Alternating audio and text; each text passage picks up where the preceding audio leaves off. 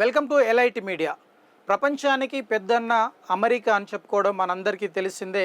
America అధ్యక్షుడిగా Trump ప్రమాణ స్వీకారం చేసిన వెంటనే కీలక నిర్ణయాలు తీసుకున్నారు. అందులో భాగంగా అమెరికాలో ఉన్న స్త్రీ పురుషులకు ఒక లెక్క, ఇకపైన ట్రాన్స్జెండర్స్ ఎవరైతే ఉంటారో వారిని పరిగణలోకి తీసుకునే పరిస్థితి లేదు అని చెప్పి ఆయన ఒక కీలక నిర్ణయం చేశారు. అందులో భాగంగా ఇకపైన అమెరికాలో ఉన్న ఎవరైతే ట్రాన్స్జెండర్స్ ఉన్నారో వారిపైన వేటు పడే అవకాశం కనిపిస్తుంది. ముఖ్యంగా అక్కడున్న ఆ అమెరికాలో ఉన్న ట్రాన్స్జెండర్స్ అందరూ కూడా ఏవైతే జనాభా లెక్కలు చేశారో లేదంటే రిక్రూట్మెంట్ చేస్తున్నారో ఆ సందర్భంలో వారిని పరిగణలోకి తీసుకునే పరిస్థితి లేదు అని చెప్పి డొనాల్డ్ ట్రంప్ వివరించారు. ఎన్నికలకు ముందు ఆయన చేసిన ఏవైతే వాగ్దానాలు ఉన్నాయో ఆయన పలికిన మాటలకు ఆయన కట్టుబడి ఉన్నట్లుగా ఆయన స్పష్టంగా వివరణ ఇచ్చారు. దీనితో అమెరికాలో ట్రాన్స్జెండర్స్ అనే వ్యవస్థకు పెనుముప్పు కలిగే అవకాశం కనిపిస్తుంది. ఒకవైపు ప్రపంచవ్యాప్తంగా స్త్రీ పురుషులు అంటే సృష్టిలో స్త్రీ పురుషులతో పాటు ట్రాన్స్జెండర్స్ కూడా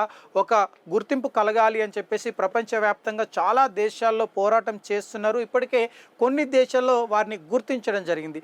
భారతదేశంలో కూడా ఈ ట్రాన్స్జెండర్స్ అనే ఒక కాలంను కూడా వారికి ఇవ్వడం జరిగింది. అంటే ఇక్కడ కూడా మనకు ట్రాన్స్జెండర్స్ను గుర్తించి వారికంటే ఒక ప్రత్యేకతను మనము వారికి ప్రాధాన్యతను కల్పిస్తున్నాం. కానీ ప్రపంచానికే పెద్దన్నగా చెప్పుకున్న అమెరికాలో, యునైటెడ్ స్టేట్స్ ఆఫ్ అమెరికాలో మాత్రం ట్రంప్ తీసుకున్న నిర్ణయాలతో ఈ వ్యవస్థకు కొంత ఎఫెక్ట్ పడే అవకాశం కనిపిస్తుంది.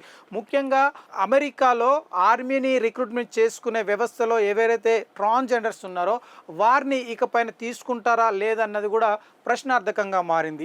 ఉద్యోగాల కోసము మరి పోటీ పడుతున్న ట్రాన్స్జెండర్స్కి అసలు అవకాశాలు కల్పిస్తారా లేదన్నది కూడా ఒక ప్రశ్నార్థకంగా మారింది.